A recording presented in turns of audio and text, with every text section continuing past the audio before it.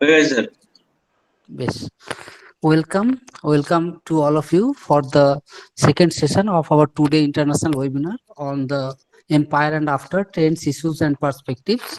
And as you know, the second technical chair, this session will be chaired by Dr. Boishali, ma'am. She is from Kolani University. She is an associate professor in the Department of English. And for this session, the first paper presenter is uh, sorry, yeah, yeah. The first paper presenter is Debadrita Mitra. She is guest faculty in the PG section in St. Paul's Cathedral Mission College. She has completed her MPhil on William Blake from the University of Calcutta.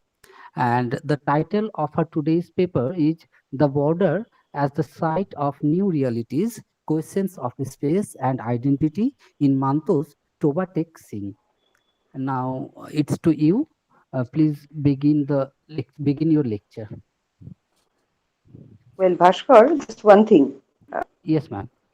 Yes. Well, one thing, that's just a correction. Not an associate professor, professor. The department Oh, anyway. ma'am. Sorry, ma'am. Maybe you Actually, have it was overlooked. not updated in the website. That's Maybe, why. yes, yes. That's why Yes. Oh, what I thought was also more probable. And would you, shall I mention it? I mean, the time that they are going to take for the presentation and all? Or actually, ma'am, we have allotted yeah, half an hour to each of the paper presenter. In the half an hour, they okay. will present paper as well as there will be a question answer session. Okay. All right. In that case, I would suggest that let them, complete their presentation by 20 minutes, and after that we can have a 10-minute session of discussion. Right? Sure, ma'am. Suppose Sure, that. ma'am.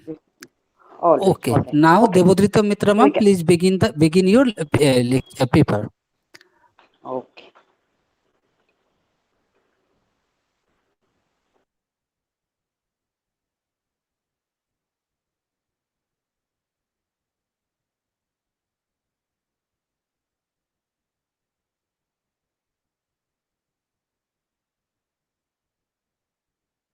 Your microphone is muted, so please unmute your microphone.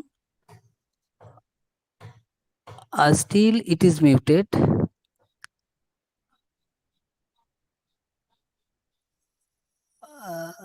No, I- you are not audible as your microphone is muted. So please unmute your microphone.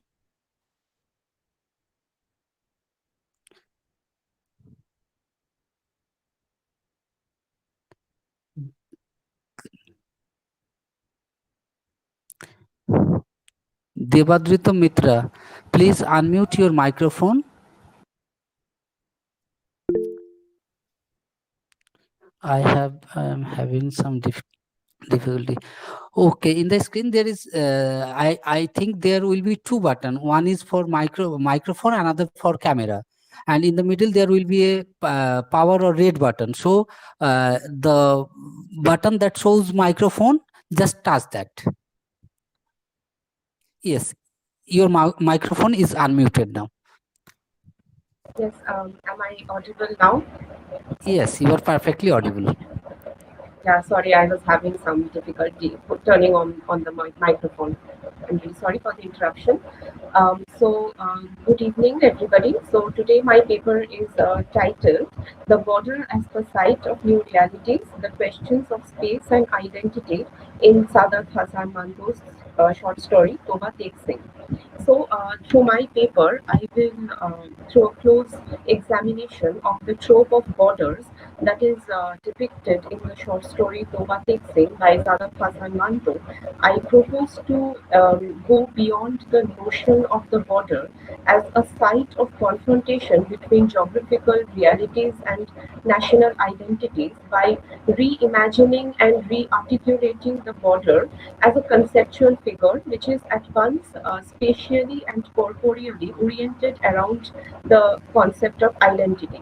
And as I will argue, the trauma of the partition that happened between India and Pakistan is best represented at the site of the border, which, although it remains unnamed, actively creates cartographic reconfiguration in the collective psyche of the minds of the people inhabiting the subcontinent.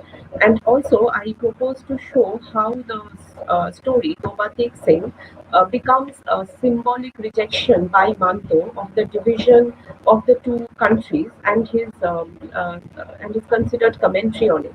And the protagonist of the story, Bishan Singh, he becomes, as he lies face down on the border, on the no man's land that demarcates India and Pakistan, he becomes the figure who heralds the past into a present context, and he becomes the figure who bears the name of Toba Tek Singh, a name which is at once Indian and Pakistani.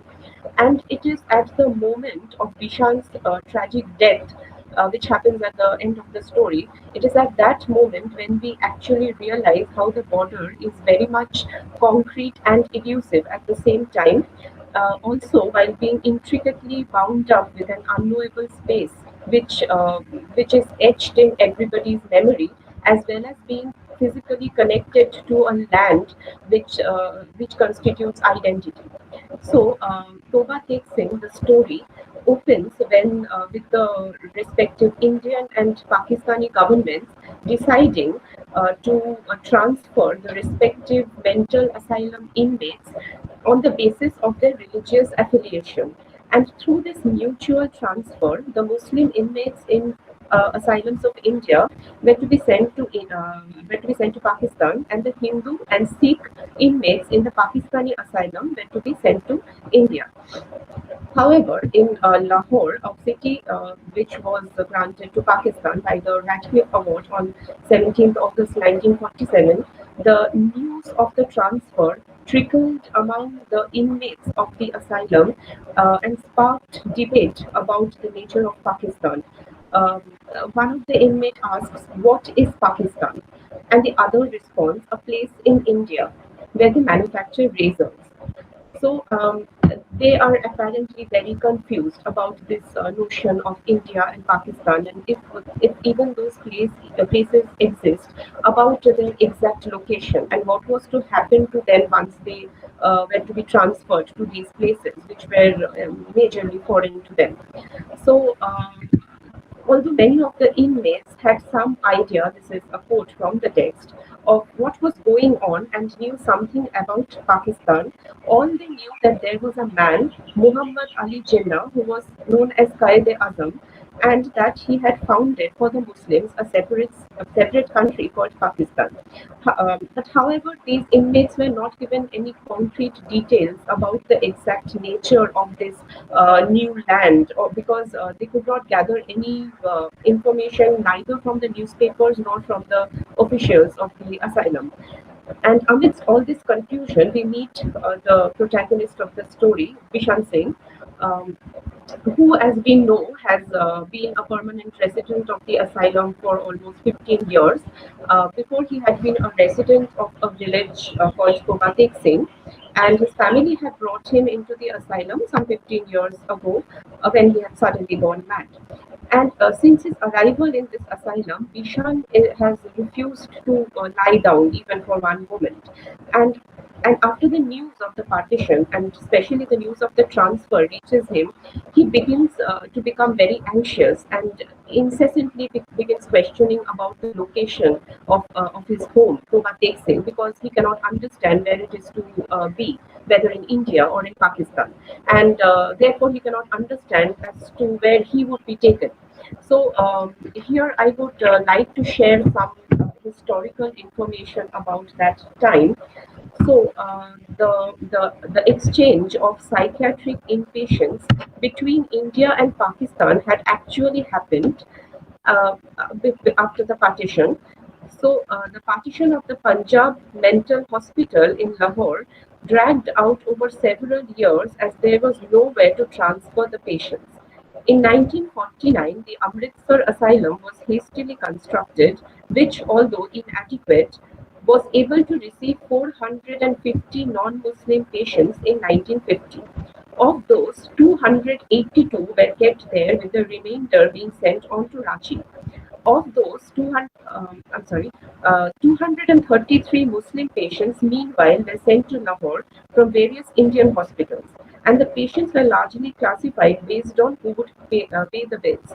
And this almost complete disregard for the identity and individuality, where the mentally ill were treated merely as administrative burden, was typical of the times. Therefore, a central concern of the discourses relating to partition becomes the problem faced by individuals and families and groups who were suddenly asked, or rather coerced, into making a sort of choice which about their identity, about their locality, and which was intricately linked with their ideas of space. So this metaphor of madness and of identity crisis recurs several times in the discourses relating to partition, because the people in both territories were increasingly confused about their national identities as well as their geographical identities and also their citizenship.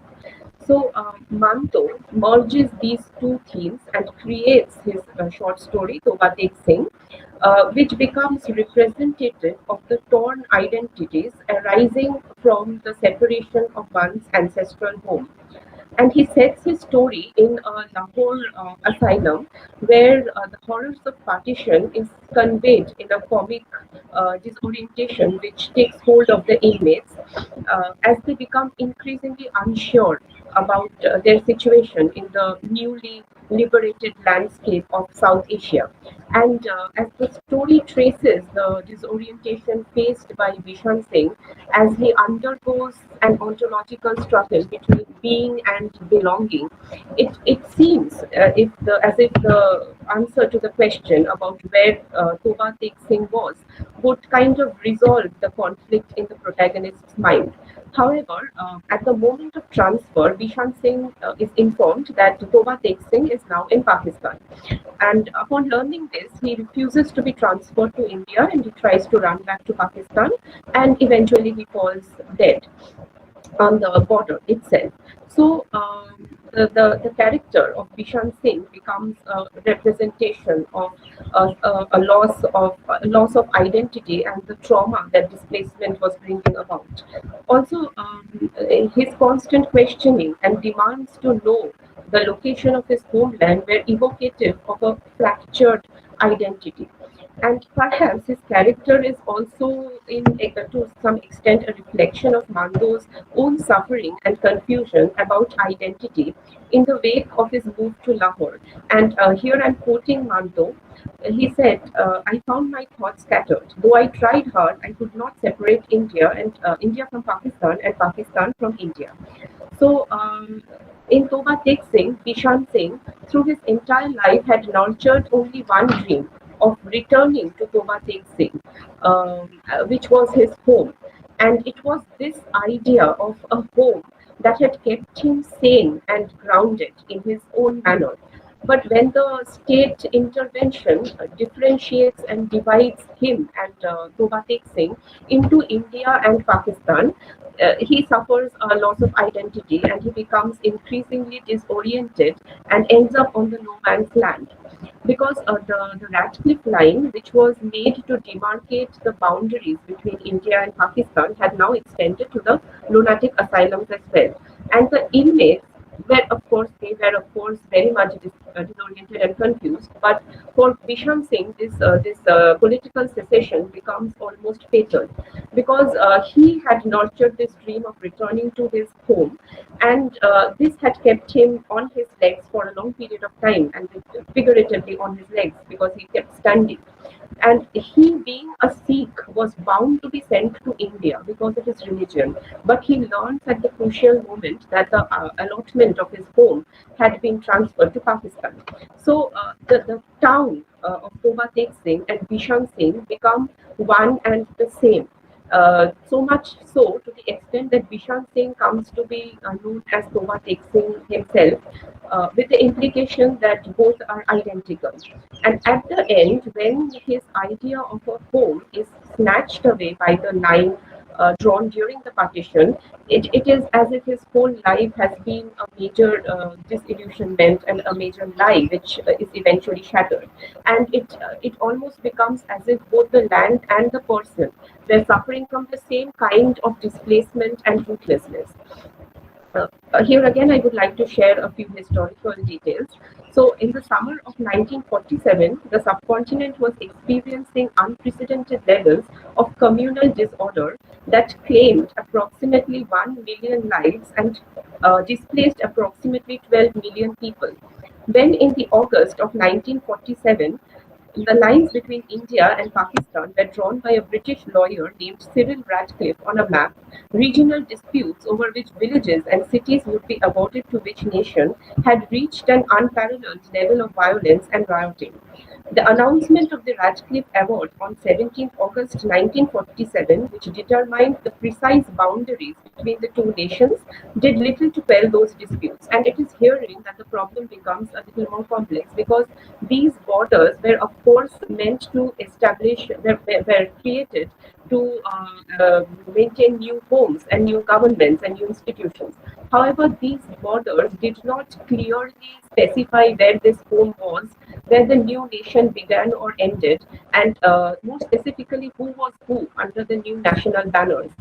Instead, these borders became a kind of painful scar of trauma etched upon the landscape of the neighboring countries, whose identities became increasingly and irrevocably tied to one another.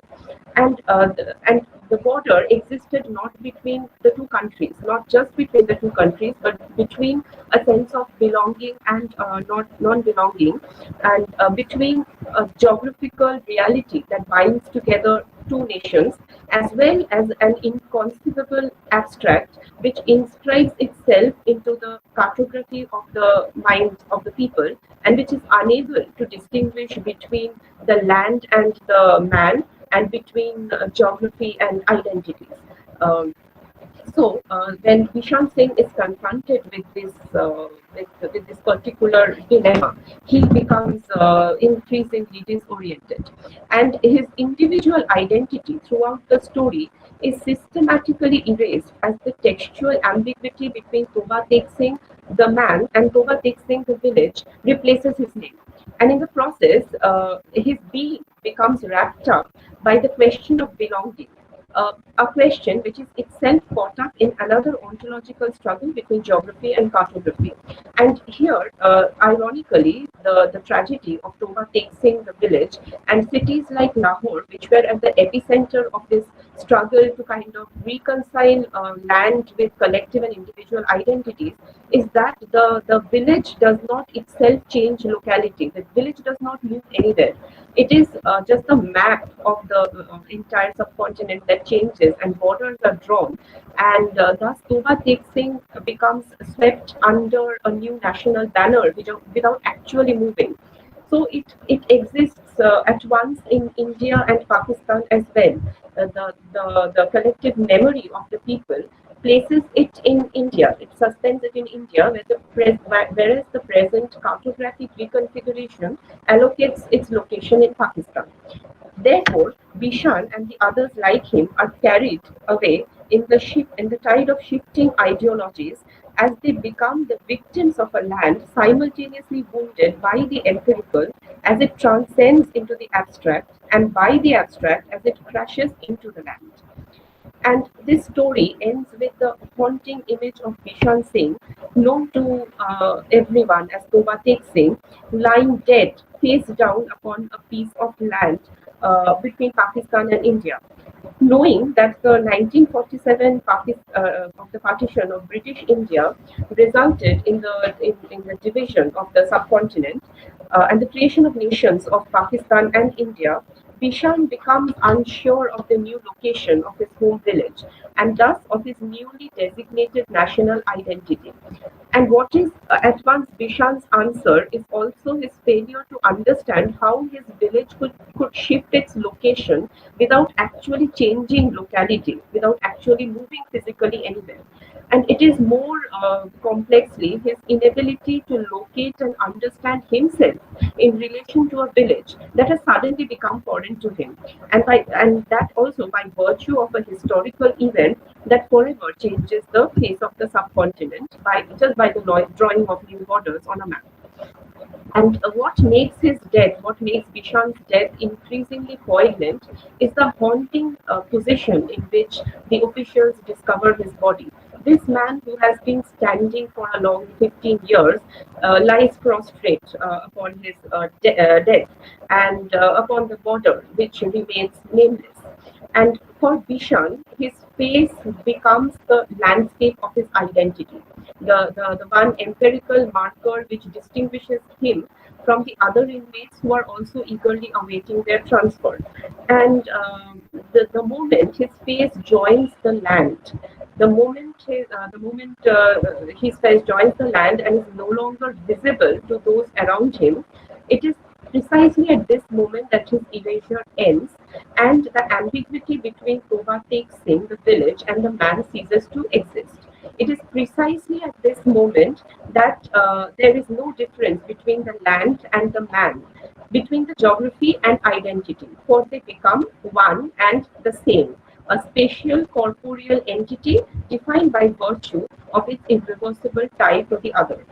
The land becomes Bishan's face, and Bishan's face becomes the land, and therefore this nameless stretch of land acquires the name of Toba Tek Singh. So, in his death, Bishan and the land coalesce into the figure of the border, and the border at once becomes a site of this coalition between history, between geography, and an identity that cannot be fully comprehended under the new national banners. So, and what sends Bishan into his greatest revolt is the answer to his burning question, where is Toba Tek Singh? And when the Indian official at the border informs him that it is in Pakistan, Bishan immediately runs back and tries to go back to Pakistan. And ironically, this is Bishan's most lucid moment, even amidst his madness, because all he wants to do is to remain at the same location of his home. However, of course, the Pakistani officials see this as an act of madness and tell him that Toba Tek Singh is in Hindustan now. And this word now is very important because this signals the first and only moment in the story where the ambiguity between the village and the man dissolves and the location and the self are separate. It is clear that the Pakistani officials are referring to Bishan in their attempt to quiet his revolt, but the mention of the word now punctuates the fact that Bishan has arrived at the border 2 or 3 years later, the 2 or 3 years after the partition, which means that the only Toba Tek Singh who will go to Hindustan now is the man Vishans Singh who is standing there. However, the very fact of Toba Tek Singh's location in Pakistan remains enigmatic and mysterious to Bishan Singh, who cannot fully comprehend the sudden change of locality. And also, the assignment of his new national identity is not acceptable to him. And he becomes almost foreign to himself and remains suspended between a past which is connected to the memories of his village and a present which lies not only between India and Pakistan but in both places at the same time. And as Bishan's face merges with the contours of the ground, geography and corporeality merge into an amalgam that becomes the new face of the subcontinent, an amalgam that straddles both of the national identities. And and therefore, when this shifting happens, when the geographical place, as people know it, the certainty with which they know it, it becomes unsettled. The towns and the countries almost threaten to slip into each other or disappear entirely. And as if to counter this tectonic shifting of the ground across which newer identities were being mapped, one of the inmates of the asylum, very early on in the story, one of the inmates actually uproots himself, climbs up a tree, and sits there declaring that I do not, I wish to live neither in India nor in Pakistan. I wish to live in this tree. So this character kind of suspends the problem of political belonging and dismisses the personal relevance of national identity by this act of resistance. And to quote Manto, who recalls his reaction to the news of partition, what my mind could not resolve was the question, what country did we belong to now, India or Pakistan? So, if Vishans Death tells the story of how the borders drawn during the partition became dynamic entities for the confrontation between national spaces and identity, then so too does it tell the story of the failure to name and understand the relationship among the people, the land, and the identity exclusively in nationalistic terms. And the final and the haunting image of Bishan Singh lying face down on the ground implicitly renders him as yet another victory of the profound quandary of national belonging and social suffering that explodes as a result of the construction of new national consciousness and identity. It is also very allegorical for how the trauma of the partition was as much about the creation of new identities that cannot be very neatly accounted for by references to past events under which the Pakistani and Indian national banners were raised. And therefore, the new identities represented by Toba Tek Singh are very much rooted in an intrinsically different present moment as they are in the past, and the tendency towards totalizing discourse about the partition in which we are kind of constantly looking back. Uh, as Bishan lies face down on the ground, Toba Tek Singh breaks away from its past reference and becomes the new name and the reference for the figure of the border. And of course, it is a break away that emerges from the trauma of displacement and is just one part of the wounded cartography of the subcontinent. However, it is a break into something new, into a new identity that exceeds the nationalistic rubric and becomes the collective face of the subcontinent. I would like to conclude my paper here. That's all I had to say about this. Thank you so much. Okay, we have some audiences in YouTube too, and if they have any questions, then please write in the chat box. So we will pass them to the paper presenter. And now, ma'am, Boisal ma'am, I would like to request you, if you have any questions regarding her paper presentation, please you can begin the question answer session.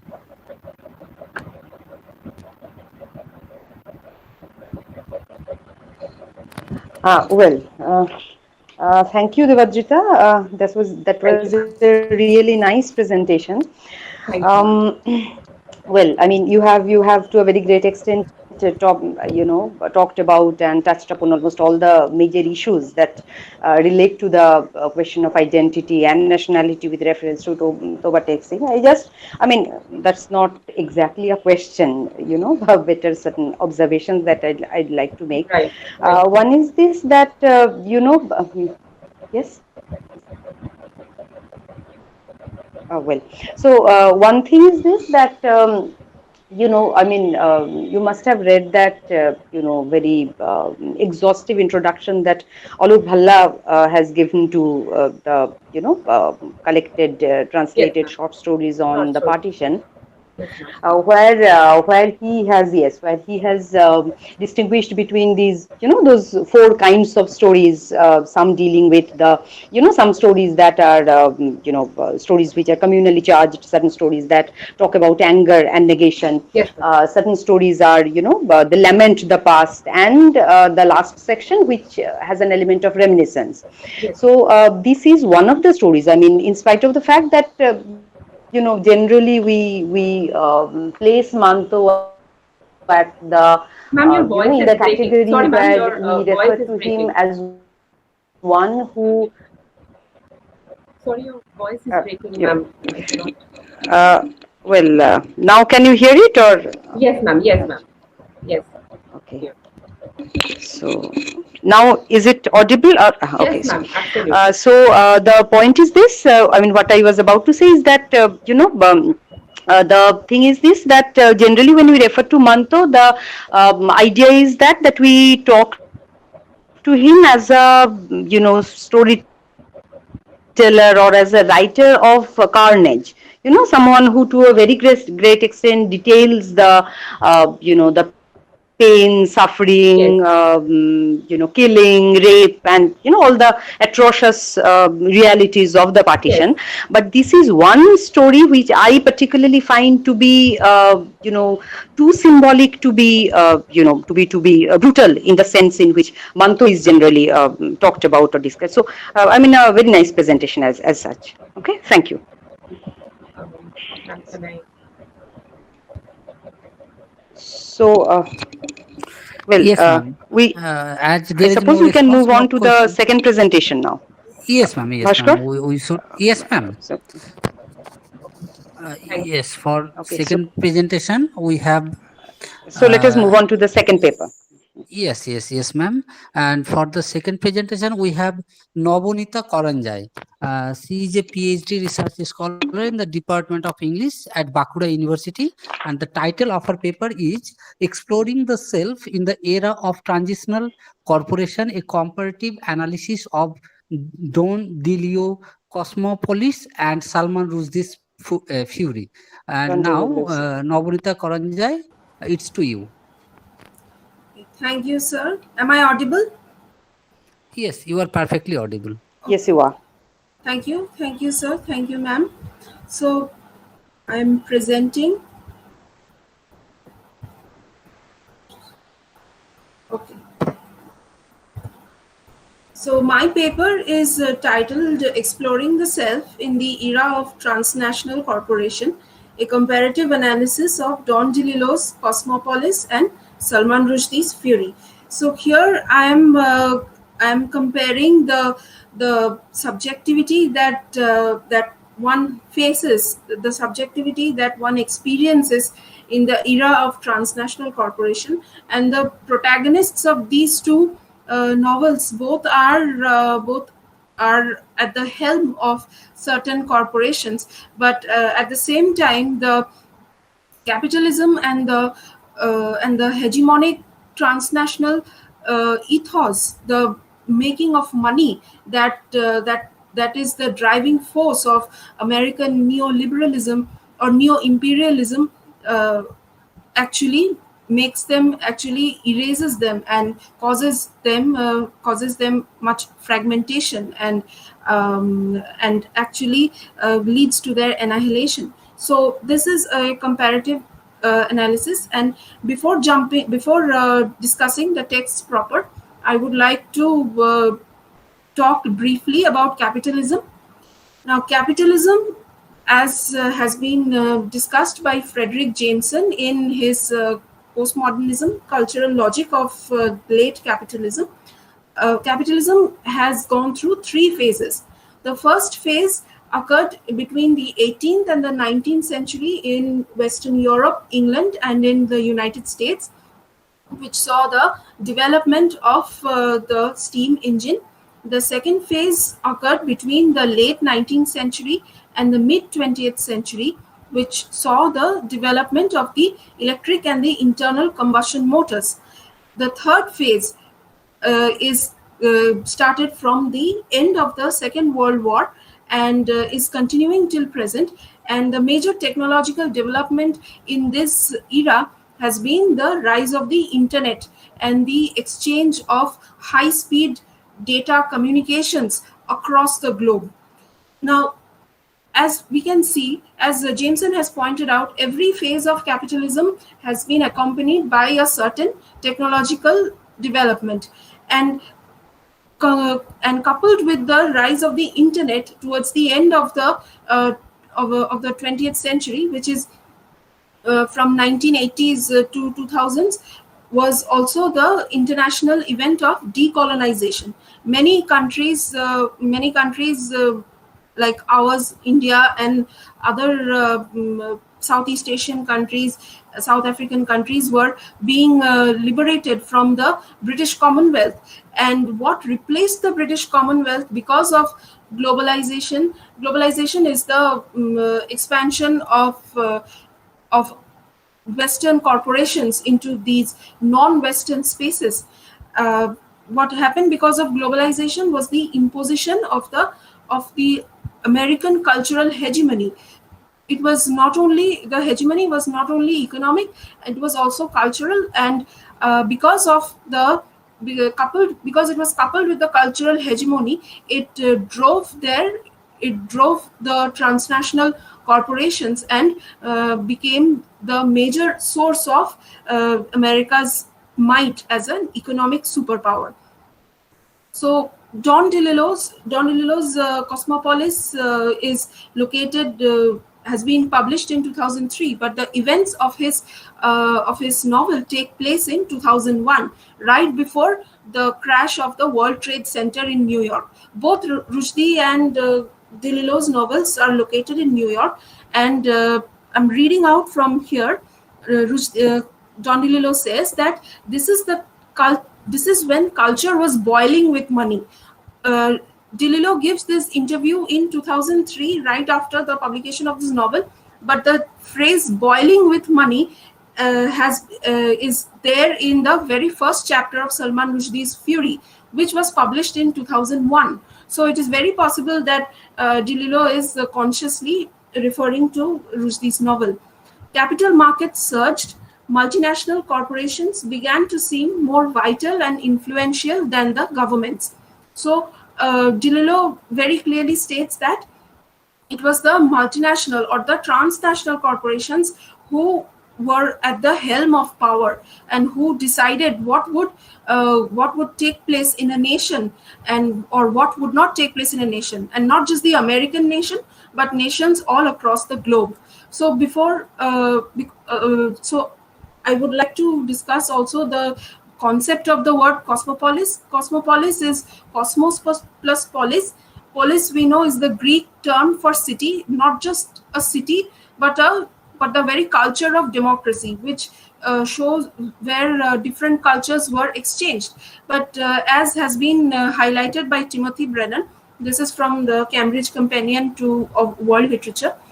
In Greek antiquity, the notion of cosmopolis was more about absorbing other nations than understanding them.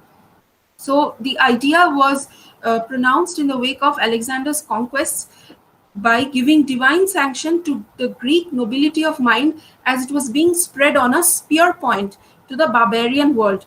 So the word spear point shows that there is violence inherent in these in the establishment of these corporations in the non-Western spaces. He also cites Antonio Gramsci, who states that the Catholic Church took up the role of the Roman Empire by disarticulating local cultures and languages across Europe in the name of an imperial universal based on the authority of Rome and the now hieratic language of Latin. So Rushdie compares New York as the center of the American capital, and he compares it to the Roman Empire also in his novel. So when in the beginning of Cosmopolis, we see there is an epigraph by Zbigniew Herbert's poem, Report from the Besieged City. These images I have taken from David Cronenberg's screen adaptation of the novel. So here in this poem, the phrase is there, a rat becomes the unit of currency. Now in Cosmopolis, rats run all over the city and protesters throw rats to the people and wear rat costumes. So the rats stand for not just the symbolic rat race to make money, but also the very existence to which these people are living in. These even within the American population, there has been even a wider gulf, and this gulf is much worse than the haves and the have-nots that Karl Marx stated in the 19th century. that is because these transnational corporations are also affecting other nations, the decolonized nations. And by making the rat the symbol of American existence in the year 2000, Don DeLillo shows the perversion of the American dream, where the ideals of equality, freedom, and fraternity that originally formed the American dream have turned into a nightmare because of America's obsession with controlling the world's finances and culture.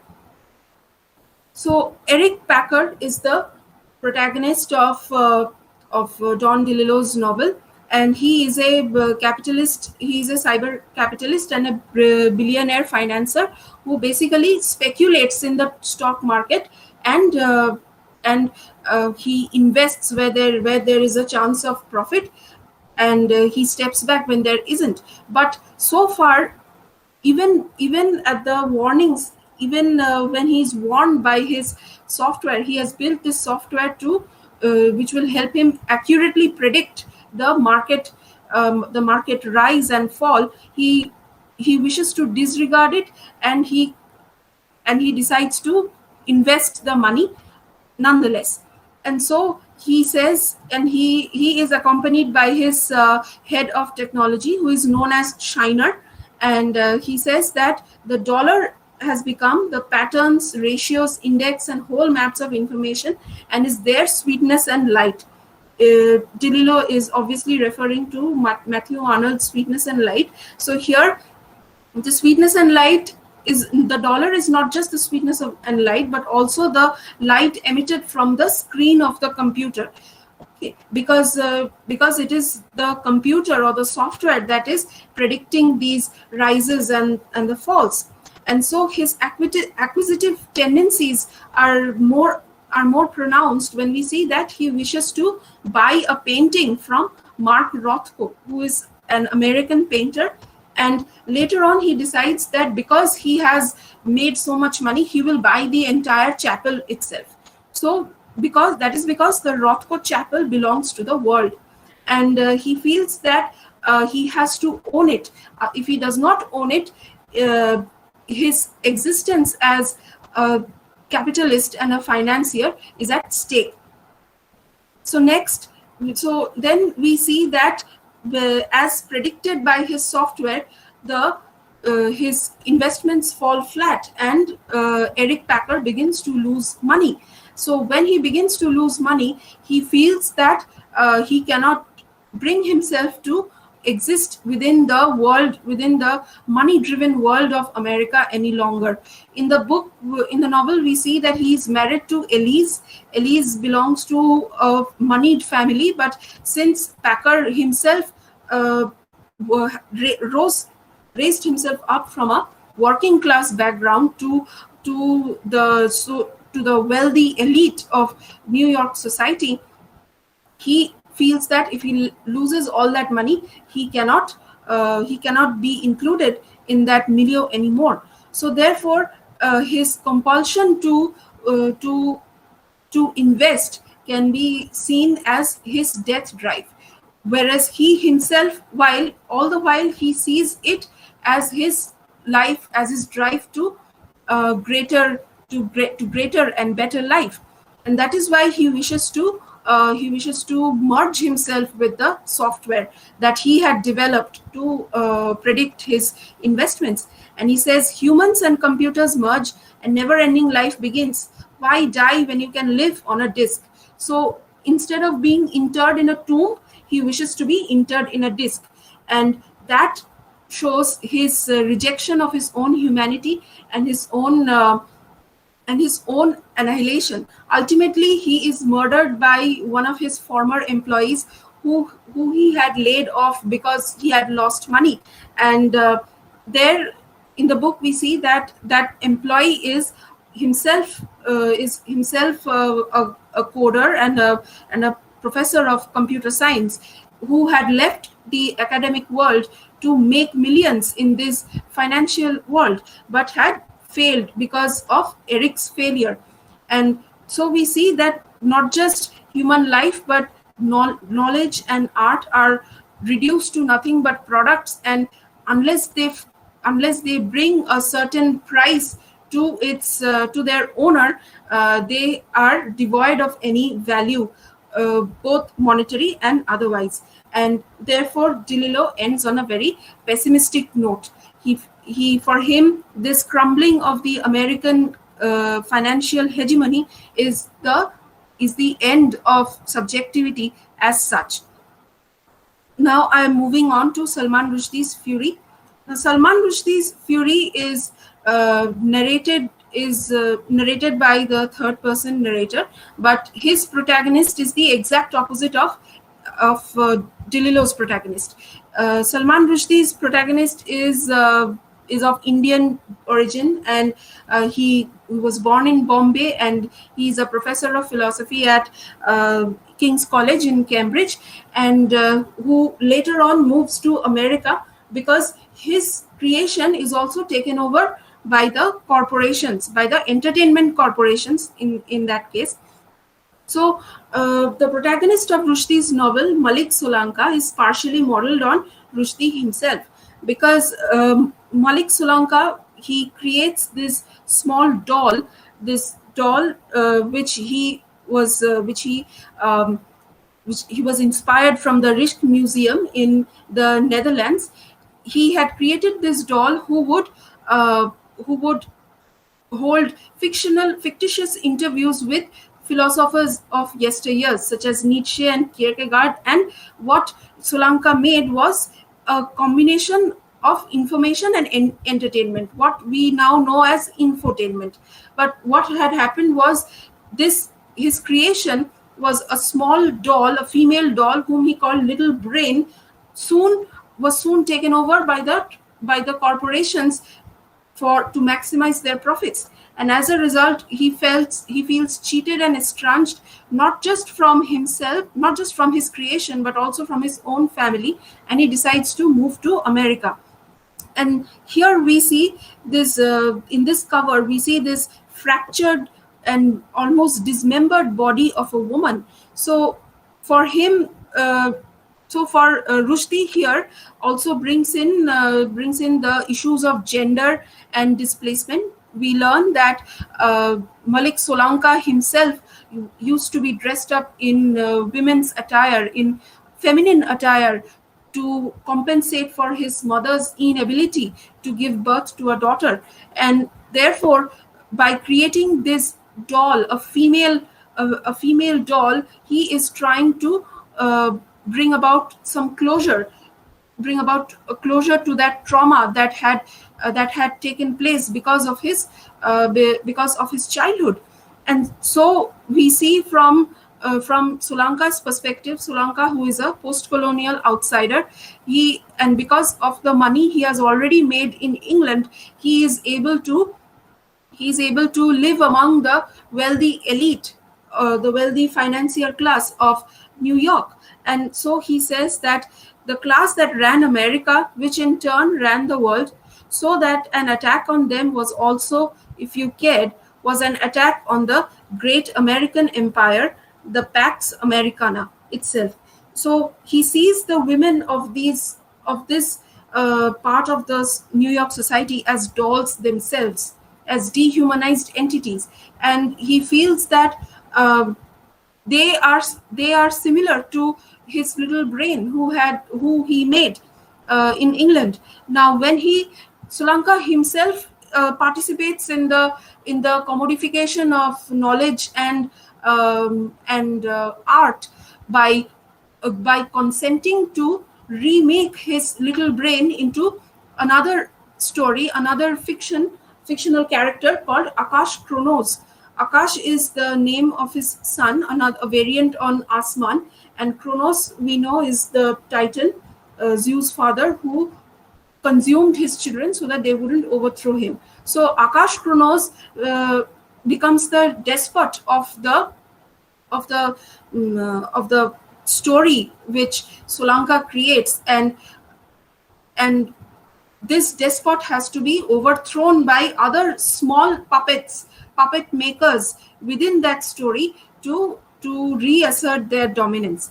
Now, this image that Solanka has created becomes actualized in the story, in the freedom struggle of a small country in the Pacific known as Lilliput Blefuscu, which is modeled on the Fiji Islands. Just a second. This, which is modeled on the Fiji Islands, and the heroine of this novel is called Neela Mahendra, is also partially modeled on Rushdie's former wife Padma. In fact, the novel Fury is dedicated to his former wife, and Solanka sees that the way the freedom struggle takes place in Fiji is through the use of his story, his fiction of Akash Chronos. And therefore, when he goes to Fiji or Lilliput Blefuscu to rescue his beloved, he finds his own creation mocked back at him, thrown back at him. So for him, the image that formed from his real, from his unconscious, has now become reality, has now become the cultural reality of a certain country. And that is how a reversal takes place. And this reversal helps Solanka to recognize his place in the world order as eternally displaced, because he doesn't get to live in America with his lady love Neela, neither can he go to Fiji, and neither can he go back to England to reunite with his son. But at the same time, because this trauma within him helps him to come to terms, this trauma on his fiction helps him to come to terms with his own trauma, his secret sadness, the term that Rushdie uses to describe his trauma. Now, what is common in both the novels is the use of Baudrillard's concept of simulacra and simulation. So, why Packard wishes to merge himself with the computer simulation that predicts how the market will rise or fall, and while he wishes to merge himself with it, Solanka is always distant from it, but not at that much distance. He is still very much involved with his creation, and only when his creation is turned back on him, then he realizes that it is indeed just a fiction, and it is not his life, and he should move out of it.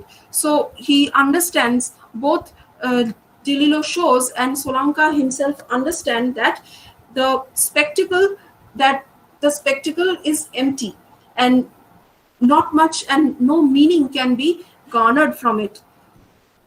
Hence, I would like to end with the Baudrillard's quote: "The whole world thus becomes integrated as a spectacle into the domestic universe." Both the protagonists give in to the spectacle, but Don DeLillo is very pessimistic of this indulgence in the spectacle, indulgence in simulation, and Rushdie, on the other hand, he's not exactly pessimistic, but he's not very optimistic either. But at the same, he shows that it does help his protagonist to make sense of his fragmented self and of the frenetic life that transnationalism and immersion in capitalism makes one live. Okay, so that is the end of my presentation.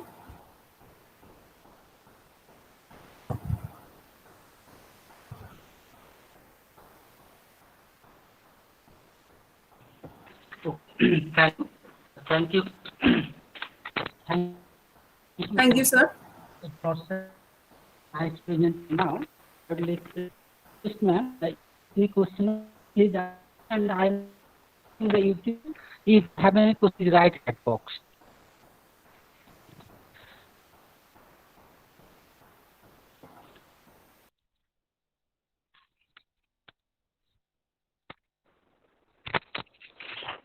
Well, Navanita, thank you for your presentation.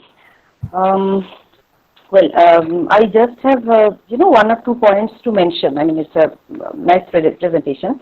Thank you, ma'am. Would you like to comment? Yes. Would you like to comment on this idea of the journey in all Yes, these ma'am. three novels, because they are they are very essentially a journey novels in a sense, and Yes. there have been to a very great extent there have been comparisons of Cosmopolis with I mean Yes. Ulysses, Joyce's Yes. Ulysses, Yes. etc. and Yes. all. And there are this. So this one thing I would like to know about this journey and how this journey evolves as a metaphor through these novels.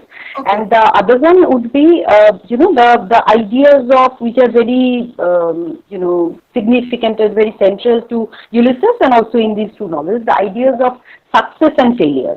Right? Okay. Very briefly, if you can comment on Yes. that.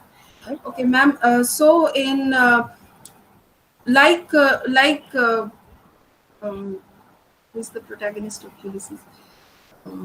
Like Leopold Bloom, Ericbakker also moves around New York on a given day, in April, and DeLillo's focus in the novel is to show the ill effects of the financier class on American individualism and on American subjectivity. So here, for DeLillo, even though Eric is successful in his speculations, for the author, he is leading a death in life existence, because he is only concerned with money, with something non-human uh, that is ruling all over the world. And for DeLillo, that forms the death of the American dream. And therefore, in Cosmopolis, we see that towards the end, Eric goes back to his roots, to his Italian, I think it's Italian neighborhood. He goes to have a haircut, and having a haircut in investor terms shows one the heavy losses that one has to endure because of unfavorable market pressures. And so his going back to his roots should not be a source of death for him, but because he is so engaged in making money, and not just making money but to stay above the game. Hence the imagery of the rat, of the epigraph showing that the rat has become the currency, the unit of currency in today's world. Ericbakker himself has become like the rat and stands for all the poverty and all the grossness um, that accompanies this rat race towards making money. So it is compared to Leopold Bloom's journey, it is definitely a perversion of that journey, and this perversion has been caused by the acquisitive tendency, and the proclivity to take risk. So that would be my answer to your question. Okay. All right. Thank you. Thank you very much. Well, it rather, incongruously, but brings to my mind, remember that dog called Dollar in Richie Rich? Anyway, Yes, yes, yes, I mean, yes, ma'am. number Yes, of all those references to that, I mean, yes, somehow. ma'am. Well, Non-human. all right. Okay, Yeah, ma'am. yeah. Thank you. Thank you. Thank you very much. Bhaskar, if we can now move on to the third paper. So, I now request, yes. So if you want, you can announce the title and all of the third paper. Yes, Bhaskar.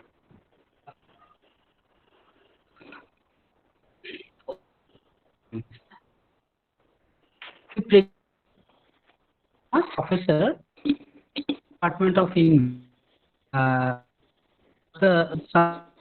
Somehow meet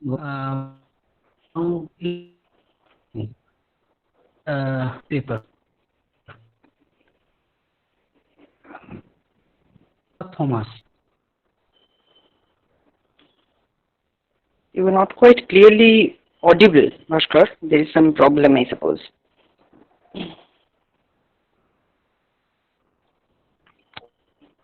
Oh,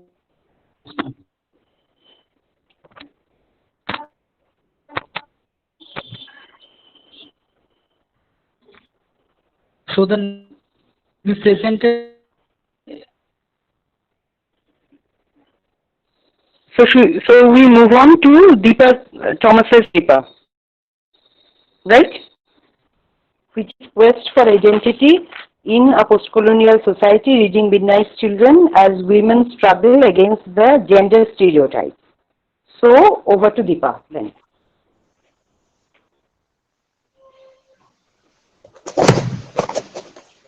Good afternoon, ma'am. Am I audible? Yes, you are. Yes, you are. Yes, please start your paper. You can begin your paper. Right? Okay, thank you, ma'am. Thank you, ma'am. Good afternoon, everyone. Let me present my paper before you.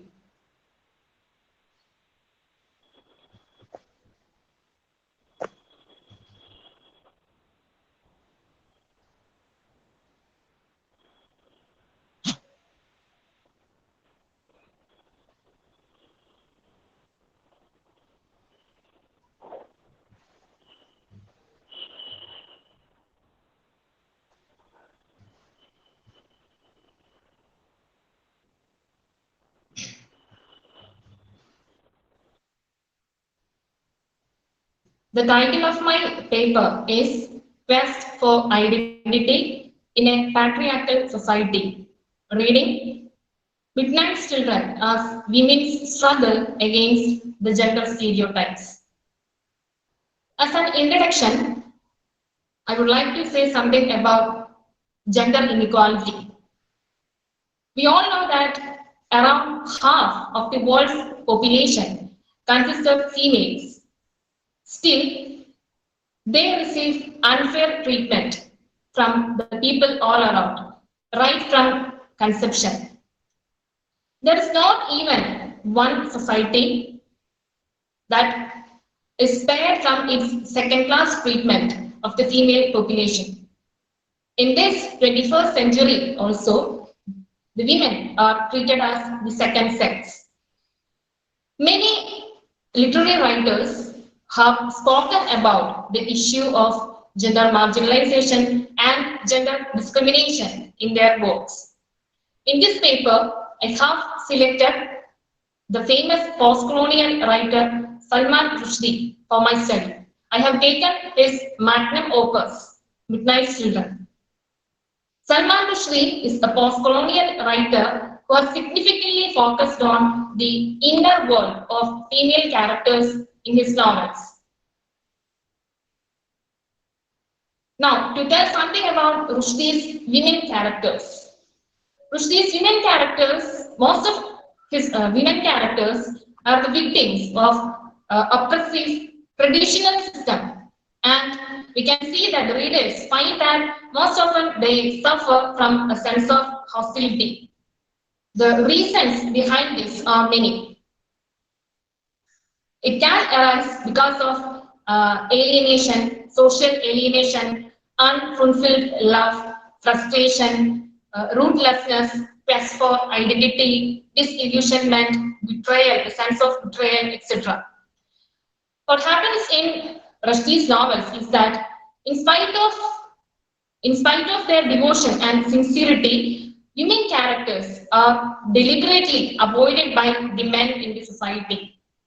This paper is an attempt to study Midnight Children as a harsh critique of the gender-related power struggles in the post-colonial Indian society.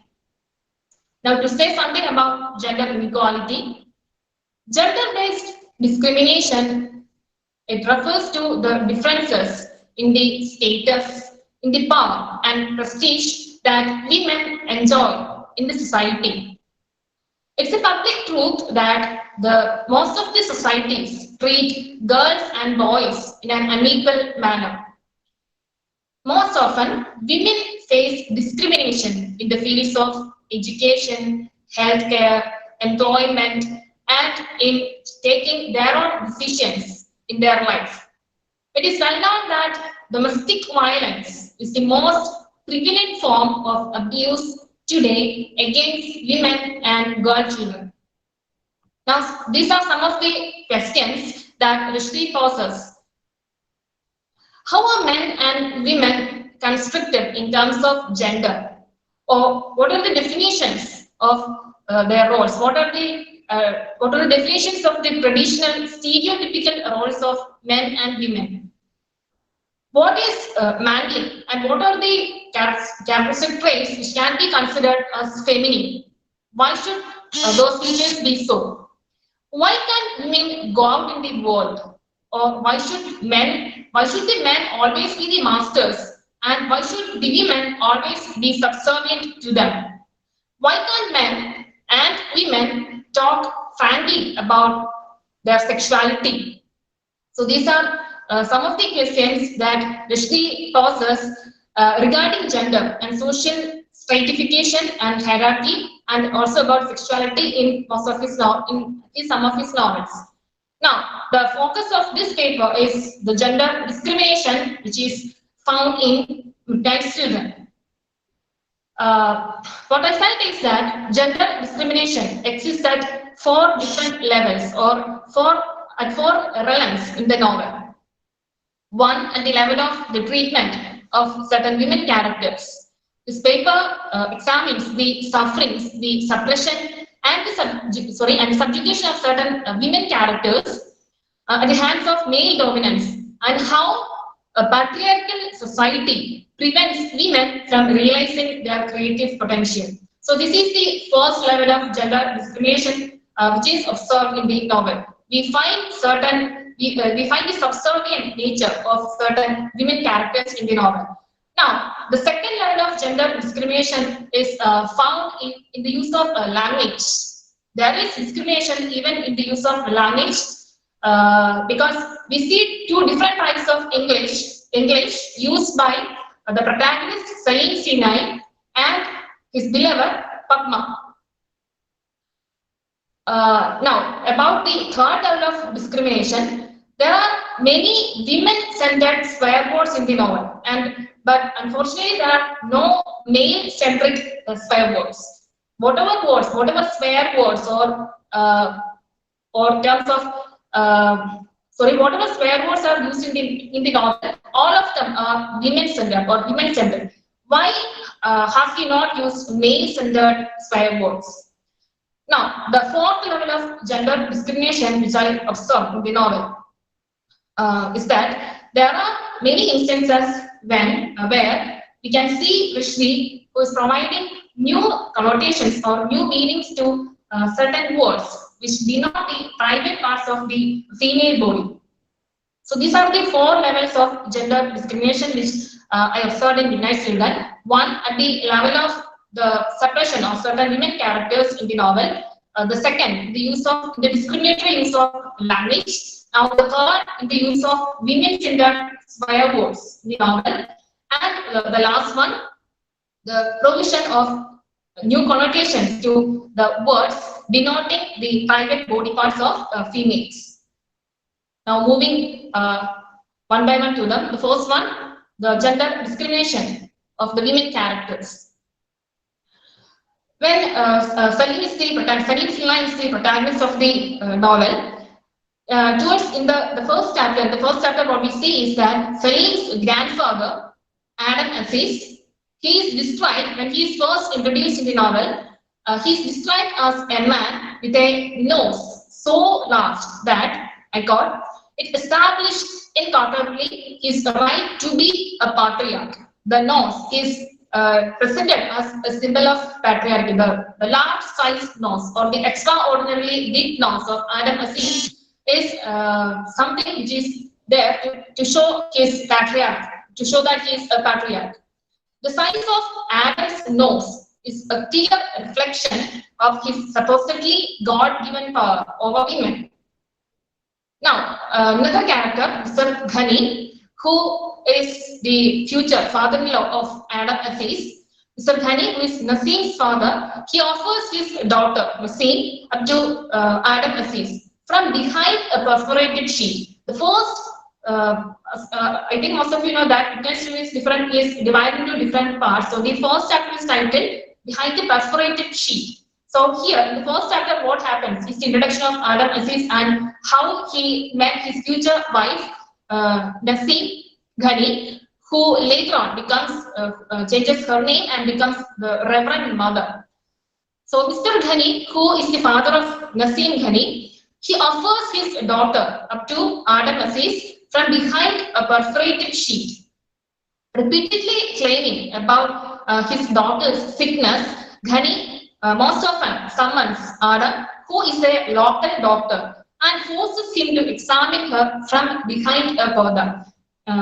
Adam is not given the permission to look at Naseem because of her gender, but only because she is a lady. In fact, what we can say that Naseem is denied the option to choose whom to marry, because her father, Mr. Ghani, wants her to marry off to a local doctor. That is why he frequently summons Adam Aziz. Moving on to the next slide. After Adam and Aziz are married, she turns into Reverend Mother. We see that Naseem Ghani, she changes her name to Reverend Mother. Similarly, when Salim's mother, Mumtaz, marries Ahmad Sinai, he gives her a new name. Adam Aziz and Naseem Ghani, who later changes her name to Reverend Mother, their daughter is Mumtaz Aziz. But when she gets married to Ahmad Sinai gives her a new name. He gives her the name Amina Sinai. As Ahmad's wife, Mumtaz Aziz becomes Amina Sinai, and she has no say in her new identity. Likewise, when Salim marries Parvati the witch, Salim and Parvati the witch both are midnight children. So when Salim marries Parvati the witch, Salim gives a new name to Parvati. He names her as Laila, L-A-Y-L-A-H, Laila. And when he changes her name, he assumes the control of his wife's identity, just like his father, Adam Aziz. Now, moving to the next level of gender discrimination, what I observed is that there is discrimination in language, because Rushdie uses British English for the protagonist, Salim Sinai, while he uses English, which is a mixture of Hindi and English language, for Padma. He uses British English for the educated male narrator Salim. The educated male narrator, the protagonist Salim Sinai, he uses British English because he is educated, whereas his beloved Padma, who is uneducated, she does not know how to speak in British English. She uses English for communication throughout the novel. English is a mixture of Hindi and English, a blended language. Rushdie uses English for Padma, Salim's uneducated beloved. This distinction between of the two languages gives the readers the knowledge that these characters belong to different social classes. I would like to give a quotation from which shows English from Night Children. Here is an example. So this is in this slide there is a dialogue which is told by Salim. She, Padma, attempts to cajole me from my desk. So this is in quotation marks. There is a dialogue which is spoken by Padma. There is an instance of English.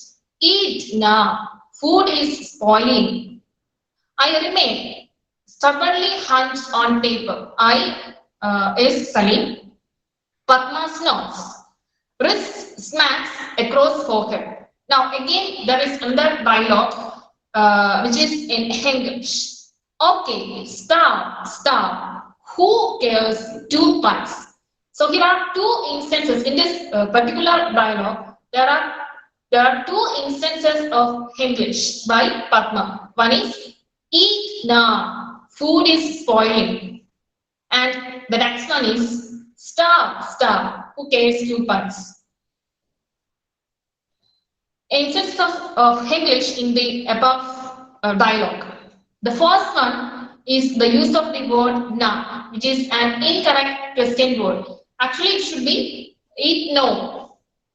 But since she's speaking in a mixture of Hindi and English, since her English is influenced by Hindi, that is why she uses the incorrect question marker na instead of no.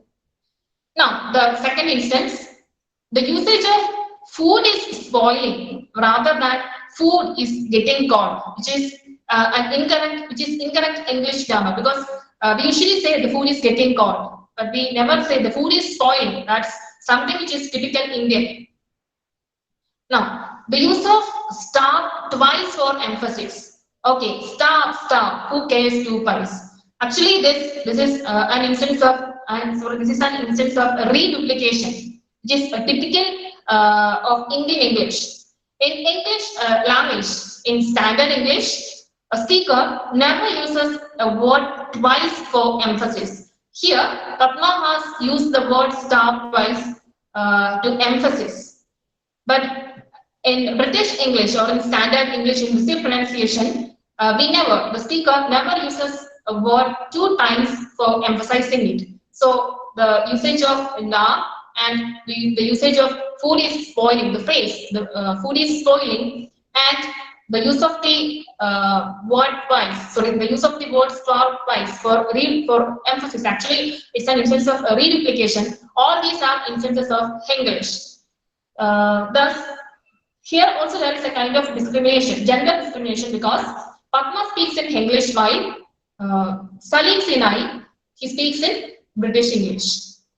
The third level of discrimination can be found in the use of swear words, imprecation, the terms of imprecation. Women-centered in the novel. Rushdie quite frequently uses abusive words in his novels, other than Midnight Children, most of which are women-centered. Such women-centric swear words hints at the Indian society's belief or conviction that the responsibility for upholding the family honor falls directly on the shoulders of the women in their families. This is a belief which is there in most of the Indian states. According to the Indian customs and rituals and traditions, the conduct of the women in a family determines its nobility.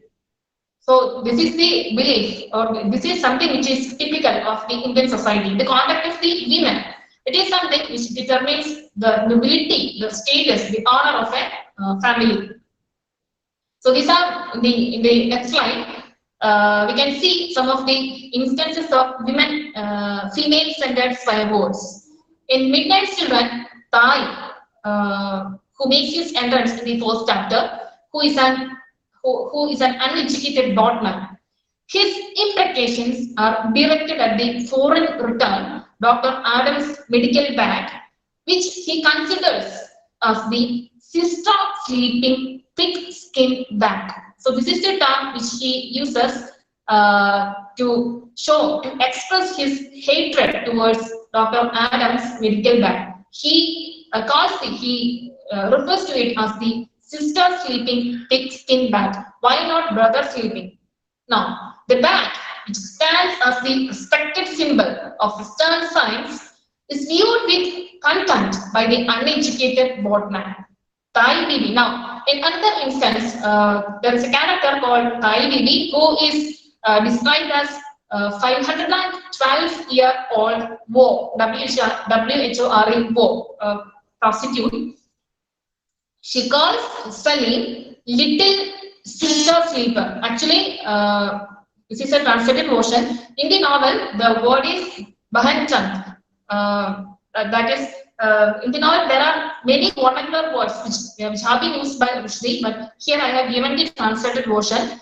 The little sister sleeper. So this is the word used. This is the swear word which is used by the Wo, Tai Bibi. Now, in another instance, Shiva is actually the villainous character in the novel, who is furious at his birth in a poor family. In a dialogue, he says that the world is a mother sleeping world. So this is what he tells. The world around me is a mother sleeping world. Such egregious and foul usage or foul language is typical in the Indian milieu, and to sensitize the Western readers about such abusive uses, such abusive terms and implications common in the Indian usage, Rushdie has deliberately used them in his novels. Now, the last level in which gender discrimination is observed in the novel is when Rushdie provides novel connotations to women's body parts. In Midnight Children, Rushdie provides new connotations to certain words denoting the private parts of the female body. In fact, the readers are amazed at Rushdie's creativity in transforming certain words of the English language. The new connotations provided to the familiar words, in fact, entertain the readers. They have a humorous effect, but at times they are stunning too. Now, in this slide, we can see the new connotations to the private parts of the female body. When Salim admits, this is in the second chapter, when Salim Sinai admits his beloved, tells his beloved Padma that he is unable to hit her spittoon, he in fact refers to the female genital organ. Salim describes her, now in another instance, there's a description of there's a description of Aunt Pia. Salim describes her Aunt Pia's breasts as the two impossible orbs, the spherical melons and the golden mangoes. So this is what he describes about the breast of his aunt. Now, in a third instance, Salim, he does not spare even his mother when he says that when his mother undressed in her washing chest in her bathroom, he could not resist the temptation of looking at her rump, which he compares to a black Alfonso mango. His mother, Amina Sinai, is she's black in color, so that is why he describes her rump as he compares it to a black Alfonso mango. Now here is a comment from Rustam Barucha, who has exclusively studied about the vocabulary, the stylistic usage of Rushdie in his Midnight Children, and he has written an article known as Rushdie's Way, WHALE, where he talks about the different stylistic techniques that Rushdie has used in Midnight Children, about his vocabulary. So Rustam Barucha, in that article, what he says is that this must be the first time in English literature that a writer of Indian descent has dared to talk about his mother's anatomy in so juicy a manner. From the examples given above, it is clear that Rushdie does not think of anything as a taboo to write about when he is immersed in playing with words. Actually, all these are examples of wordplay, but still there might be some readers who might be considering his vocabulary as some kind of taboo. So, coming to the conclusion part, this conclusion is something which is general. There are many instances of gender discrimination and inequality faced by women and girls, and actually these are due to the cultural and religious stereotypes that continue in our country, that continue to remain unchallenged or which are blatantly ignored. One must remain aware that gender inequality is an enormous contributor to poverty around the world. And if we want to eradicate poverty, we must first end the abuses and mistreatment of women and girls around the world. The key to accomplishing women's status is to ensure that women have greater influence on social, economic, and political status, particularly in the areas that affect them the most. Achieving this goal will require the collective action of women from the grassroots to the national and international levels, as well as overcoming gender stereotypes and institutional discrimination. After all, it is the society which has to change. It is the setup, the institutional setup which has to change. In this age of, in this 21st century also, we know that still there is gender discrimination, even in this age of women empowerment. So it is the societal attitude which has to change. The society has to treat the men and women as equals, and the women should not be treated as second sex. So thank you for listening, thank you for your patience.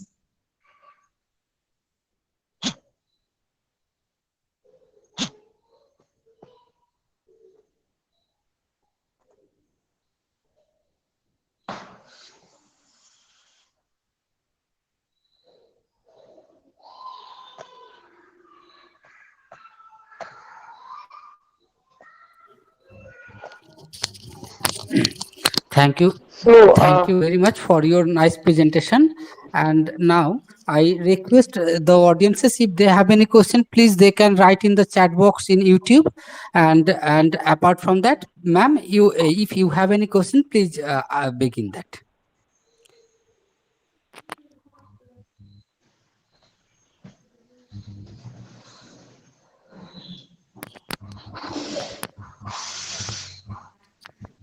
yes, I have been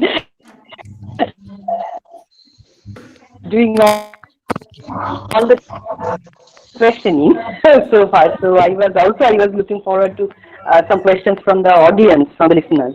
To Deepa, I would just like to mention one point.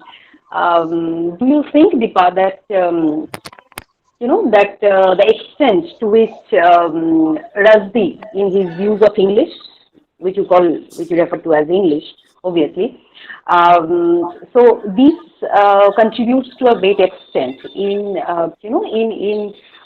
talking more freely and by way of talking more freely, it helps in a way to bring about an attempt, at least, to discuss various issues of discrimination between men and women that exist in society. That's one thing. And the other is that how do you, I've been listening to you, which has been a very, thorough study of the text, Village Children, after quite some time that I had heard.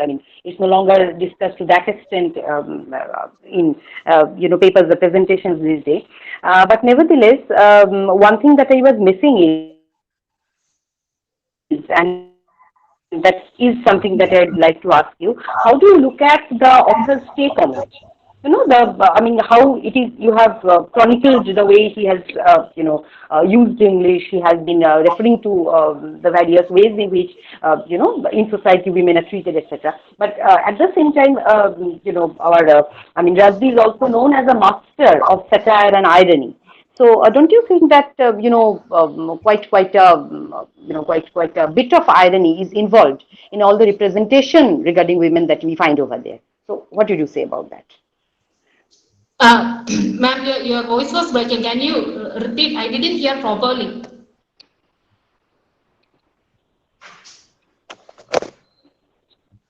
Did you hear me, Deepa? Yeah.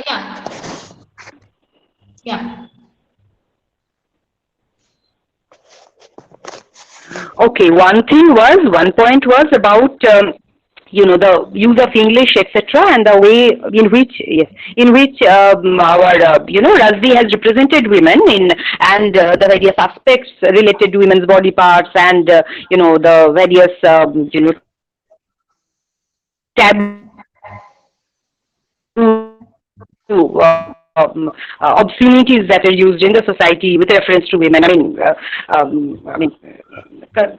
With reference to, particularly with reference to women, etc. So, in talking about them more freely, in such free terms, don't you think that he is also creating a space in society, or a space at least in the literary society, among his reading audiences, for freer and in that sense more of a wider and less tabooed discussion on regarding with reference to women. So does not that also open up a scope for better, wider, and more free discussion with reference to women and their position in society? That's one. And the other was about how do you look at Rushdie's take on the whole thing? I mean, he has a very strong element of satire and irony working through his novels.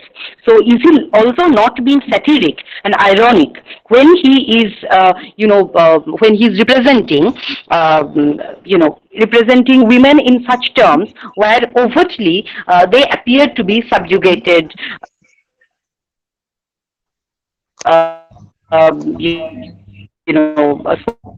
spoken against of, or sort of subdued, or say, the position of women being compromised. So is it real compromise that he is, talking about over here, or there is a sarcastic take on it? That's what, right? I think Rushdie has used such abusive terms. The women-centered swear words, etc. Maybe it is a sort of sarcasm, or maybe he just wants to sensitize the readers, that especially the Western readers, that this is the condition which exists in India. Maybe because of that.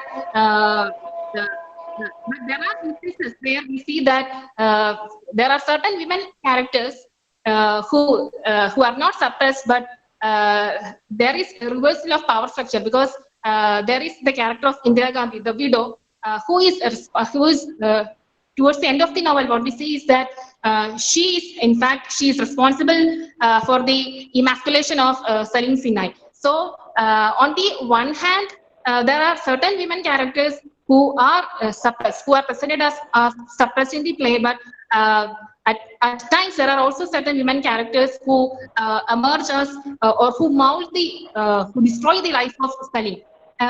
In fact, Reverend Mother, towards the beginning, she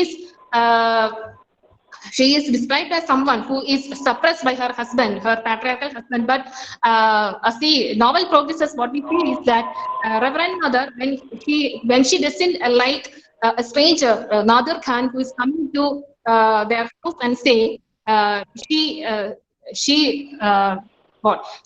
tells her husband Adam Aziz that she Nadir Khan to be there. So at that moment, when the patriarchal husband, when Adam says, "Be silent, woman," then she is literally being silent for 2 or 3 years. So there are two sides. Like there are some women characters who are subjugated, but at the same time, there are certain characters who are more powerful in the novel as well.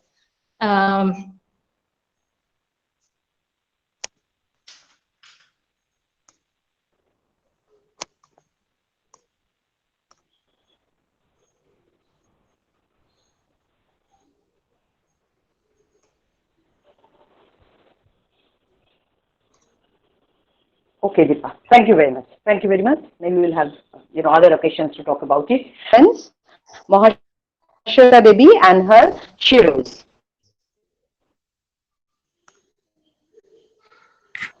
Am I audible, ma'am? So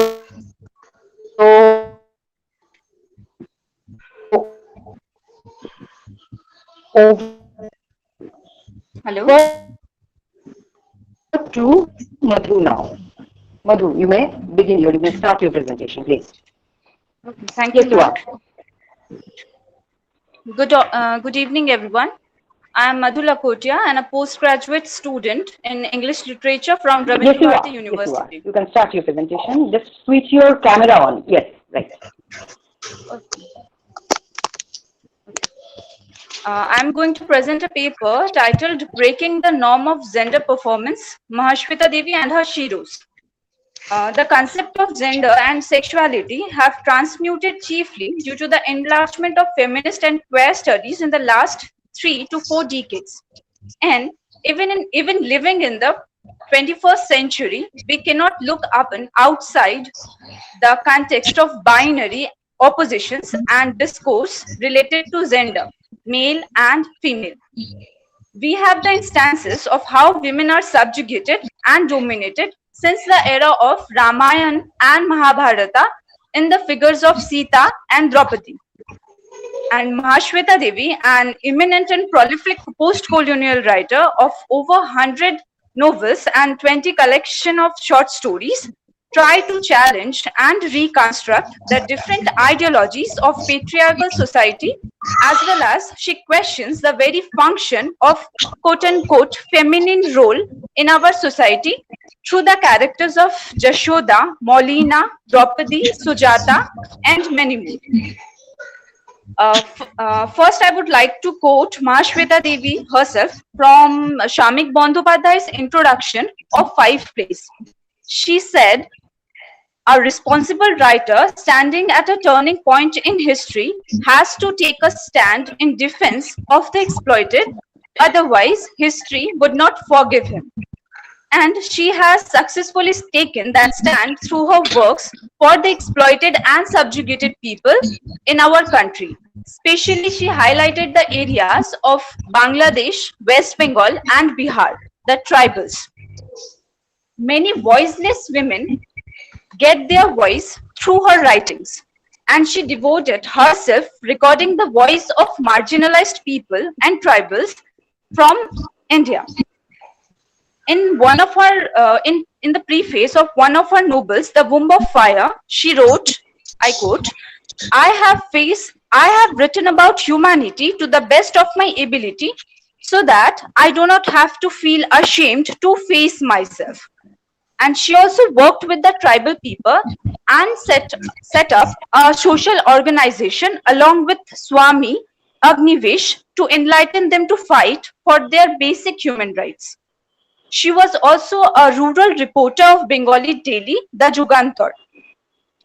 Mahashweta Devi always had attempted to portray the reality behind the powerful lens of artificiality and normality created by the superiority of patriarchy, bringing out the exploitation and subjugation and domination of women in the post-colonial state. Her writings are antithetical from the literature of diasporic nostalgia for the place which is left behind. In the political and social activism is central to her understanding of the role of a writer in the society. As she states, "I think a creative writer should have a social conscience. I have a duty towards society, yet I don't really know why I do these things. The sense of duty is an obsession and I must remain accountable to myself." Mahashweta Devi is one of the widely read Indian writer and a social activist. She was famous for her feminist, deconstructionalist, and subaltern criticism in cultural texts and her own radical writings. She shows in her writings how women are doubly subjugated both by the patriarchy and by the casteism. Mahashweta Devi in her works presents different layers of oppression upon the woman, which can be interpreted through different lenses of socially structural norms. In this paper, I am going to discuss 3 of her short stories, Breast Giver, Sati, and Draupadi, in which she shows how a mother figure becomes other, being the, and she shows how her living and clothes and food and economically independent, but still she remains the other in her household. And also she shows us that how a woman, after the death of her Swami, her husband, remains the other even if she is able to earn her own living. Spivak states in the introduction of the breast stories, I quote, "The breast is not a symbol in all her stories. In Draupadi, what is represented is an erotic object transformed into an object of torture and revenge, where the line between heterosexuality and gender violence begins to waver. In Breast Giver, it is a survival object transformed into a commodity, making visible the indeterminacy between filial piety and gender violence, between house and temple, between domination and exploitation. Devi's mature fiction never romanticizes the socio-libidinal relationship between the sexes. Breast Giver builds itself on the cruel ironies of caste, class, and patriarchy.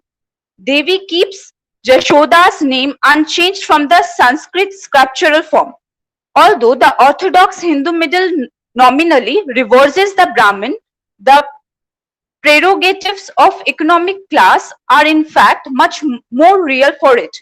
The underclass Hindu female in the Breast Giver, as long as she credits Hindu materialism and family value, is unable to save her.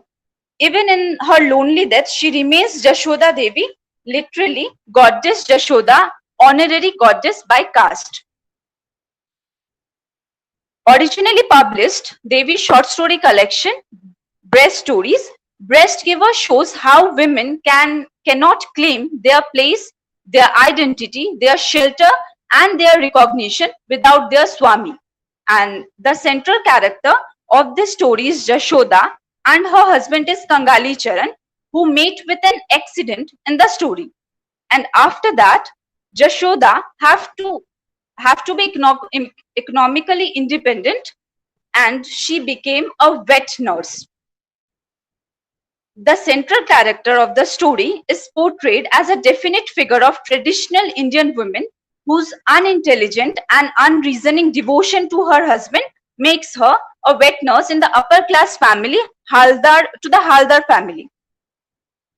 To quote from the story, how she becomes the wet nurse, the couple discussed. The husband entered his mother's room in the morning and spoke in heavy whispers. At first, the mistress hemmed and hawed, but then she thought to herself and realized that the proposal was worth ₹1,000,000. Daughters-in-law will be the mothers. And going out because they can't get it at home, this is just if Jashoda becomes the infant suckling mother, her daily meals, clothes, on feast days and some monthly pay will be enough. Here, Mahashweta Devi also deconstructs the gender role and challenges the patriarchal society, because here Jashoda and Kangali Charan has exchanged their stereotypical roles, because here Jashoda was going for earning money and Kangali Charan was at home to take charge of the cooking at home.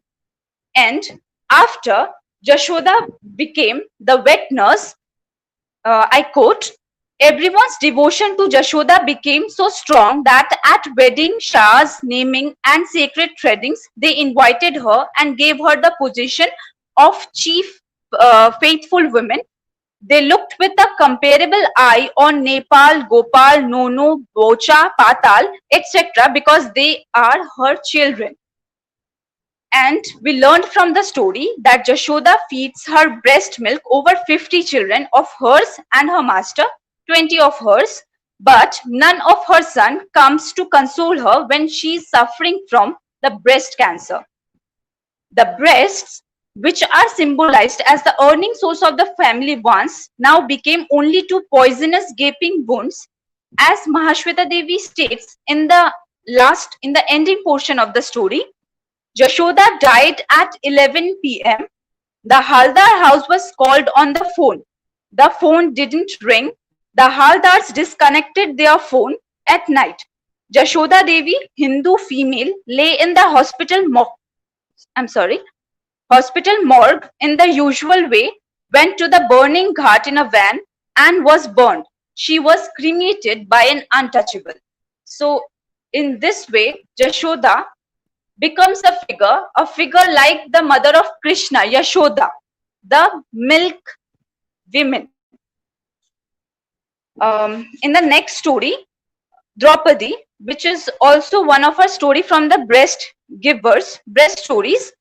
In this story, Mahashweta Devi juxtaposed the breast symbol with the historical names of the protagonist in the story. She empathetically brings out the cruel sufferings of gendered subaltern women.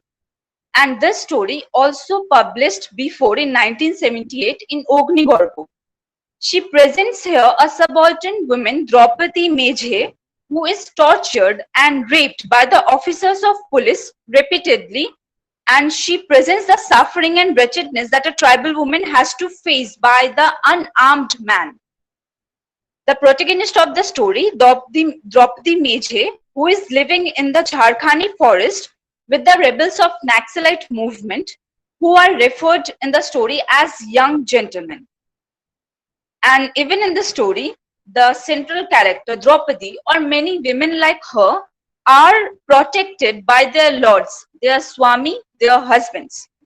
In the story too, Mahashweta Devi goes against the norm because the Sena Nayak praises Draupadi, a woman, as she is capable as she destroys the soldier's jungle scout Dukhiram and the other man who is responsible for her husband's death. Mahashweta Devi strategically deems and unites the private and the public. The private pain of Draupadi's rape and the private perversions of the police officer are enacted in the very public space of police camp. Thus, in this way, the private becomes the public. Rajeshwari Sundar Ranjan states that Draupadi does not let her nakedness shame her and her torture intimidate her or her rape diminish her. Like the other characters from the greater epics of India, Mahabharata and Ramayana, Draupadi also could not escape her divine intervention, but unlike the former characters, she turns about triumphantly like the goddess Kali. When Mahashweta Devi writes, then a million moon pass, a billion lunar years. Opening her eyes after a million light years, Draupadi, strangely enough, sees sky and moon. Slowly, the bloodied nail heads shift from her brain, trying to move. She feels her arms and legs still tied to 4 posts. Something sticky under her ass and waist. Her own blood. She senses that her vagina is bleeding. How many came to make her? 4, 5, 6, 7, and Draupadi has passed out. When the policemen came to say her that the Bara Sahib is calling her, she stands up, she pours the water down on the ground, tears her piece of cloth with her teeth, and seeing such strange behavior, the guard says she's gone crazy and runs for orders. Senanayak walks out surprised and sees Draupadi naked, thigh and public hair matted with dry blood, 2 breasts, 2 wounds. And when she is asked that what she is doing and why doesn't she clothe herself, she replies, she comes even closer to Senanayak. Draupadi shakes with an indomitable laughter that Senanayak simply cannot understand. Her ravaged lips bleed as she begins to laughing, and Draupadi wipes the blood on her palm and says in a voice that is terrifying and sky-splitting and sharp as her ululation, "Where's the use of clothes?" She said, "You can strip me, but how can you clothe me again?" So here is the voice of Draupadi, which can't be here in so many women characters in the typical Indian context. But Mahashweta Devi makes her a Shiru. Krishna, though Lord Krishna saves Draupadi of Mahabharata, but no one saves Draupadi of Mahashweta Devi. But she stands for herself. And these army officers symbolizes those hungry wolves of the society who cannot be transformed to human beings because humanity is not born with them, which results the death of so many Draupadis around us every day. Thus, another short story by Mahashweta Devi, Shati, shows or depicts how a woman can be burned eternally after the death of her husband, even if she is not set ablaze on the fire.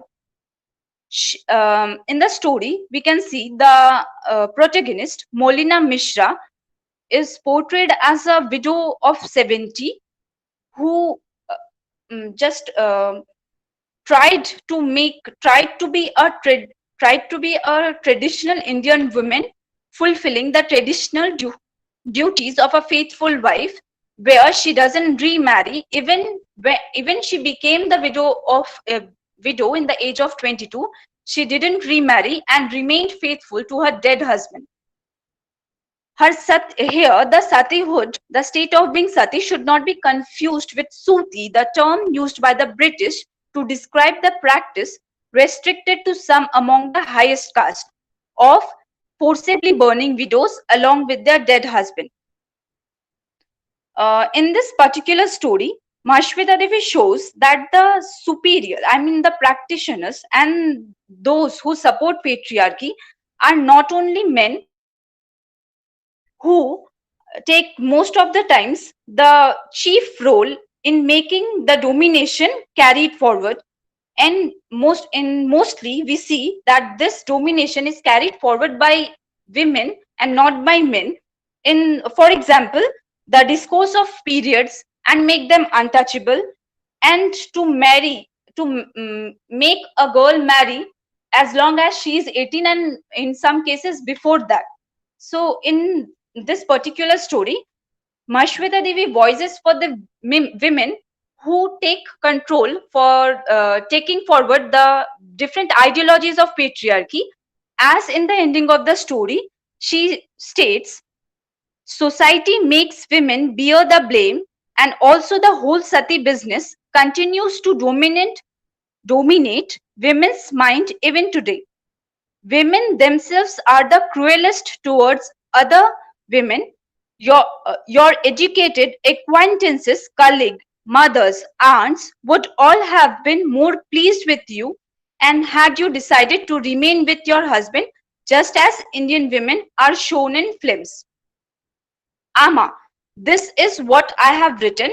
I don't know what doctors will discover. I want to live. I want to walk. So, Mahashweta Devi shows only the glimpses of reality and the condition of women behind the independent India in rural as well as the urban areas of West Bengal and Bihar, and how the women of third world country are subjugated in our country. The center always wants the weaker people marginalized, and especially in the third world countries, the women are doubly oppressed in the name of casteism as well as patriarchy. To quote Mahashweta Devi, my people are still groaning under hunger, landlessness, indebtedness, failed to liberate my people from these horrible constraints. This is the only source of inspiration for all my writing.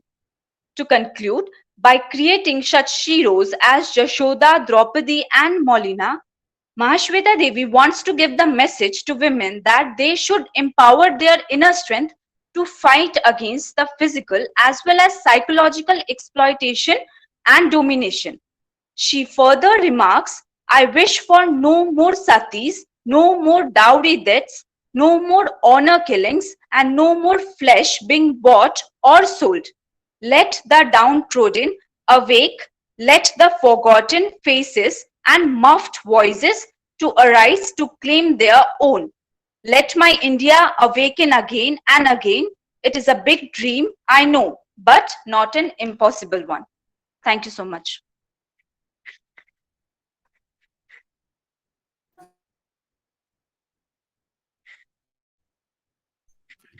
Thank you for your nice presentation. And now I would like to request Boishali ma'am to ask questions or express any observations. Well, we have yes. point is we have reached almost the end of the session, and I suppose there's a session that would follow after this. So we would not take any more time as it is. I mean, we have already taken 2 hours. So it was a nice presentation, Madhu. Only, the feminist, looking into of the stories and all. Just I would, and that also for a PG student. Quite impressive.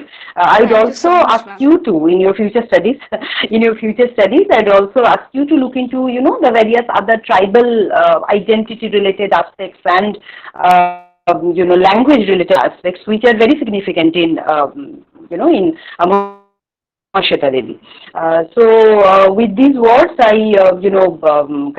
thank all the paper presenters in this session, Debadrita, Navonita, Deepa, and Madhu, all being over here. It was very, nice experience for me to be here to be able to listen to you all, and I wish you all the best. And my congratulations to you for successfully for presenting all your papers here today. There will obviously be further occasions for us to meet and discuss, have literary discussion in future also. So I thank you all, and Bhaskar, I thank you, you and your college for inviting me to be present and to chair the session. So thank you all. Thank you. Okay, then we just ending the session right now. Yes. Google Meet link will remain Thank active. you. So ma'am, you just leave, ma'am, and our respected Deopriyo Pal The next session will joined start us for the next session. Yes, ma'am.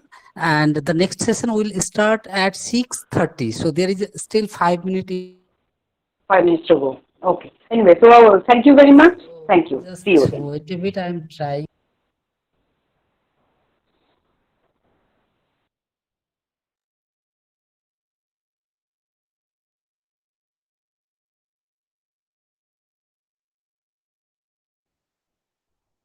Bhaskar, can you hear me?